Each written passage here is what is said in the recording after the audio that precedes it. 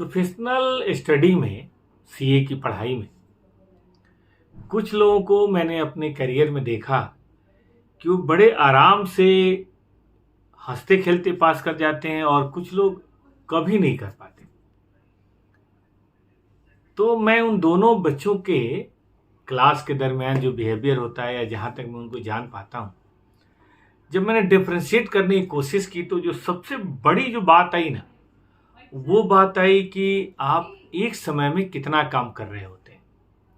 अगर आप एक समय में सिर्फ और सिर्फ पढ़ाई पे ध्यान दे रहे होते हैं तो ऐसे में पास होने के चांसेस बढ़ जाते हैं। होता क्या है कि हम सबके दिमाग की ना एक सीमित कैपेसिटी है, कहने को सीमित है लेकिन है सीमित।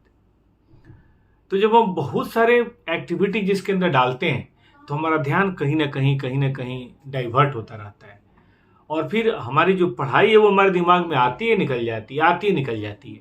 लेकिन अगर हम केवल इसी काम पे लगे रहें तो कहाँ निकल के जाएगा। अब छोटा सा एग्जांपल हम देते हैं।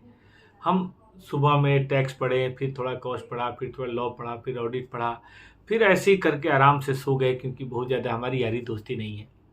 सुबह उठ के फिर हम आए और फिर हमने वही सब चीज़ें पढ़नी शुरू करी तो हमारे दिमाग में बाहर का कोई डिस्ट्रैक्शन आया ही नहीं।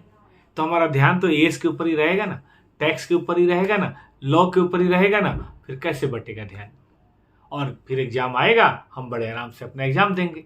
लेकिन दूसरा केस देखिए, हम सुबह पढ़े, दोपहर क्लास छोड़ दिए, हम कहीं और चले गए अपने माँ बाप के साथ, अपने यार दोस्तों के साथ, और फिर हमने कुछ और किया। फिर परसों जब कल को क्लास करने आए तो हमें कुछ समझ ही नहीं आया और फिर उसके बाद हमें थोड़ा डर लगने लगा, फिर हमने वो चैप्टर छोड़ दिया। तो देखिए फर्क पड़ा कि नहीं।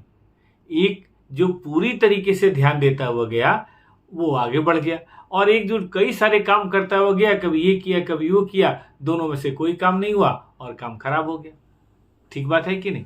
तो यही बात ध्यान देनी है कि पढ़ते समय सिर्फ पढ़ाई, 4 महीने 5 महीने जो भी समय है उसमें बाकी सब काम को डिफर कीजिए। पहले पढ़ लीजिए, पास कर जाइए, फिर बाकी सब काम मन से करेंगे ना। कोशिश करके देखिए ना सितंबर अटेम्प्ट के बच्चे अब की बार, देखिए क्या होता है। बेस्ट विशेष।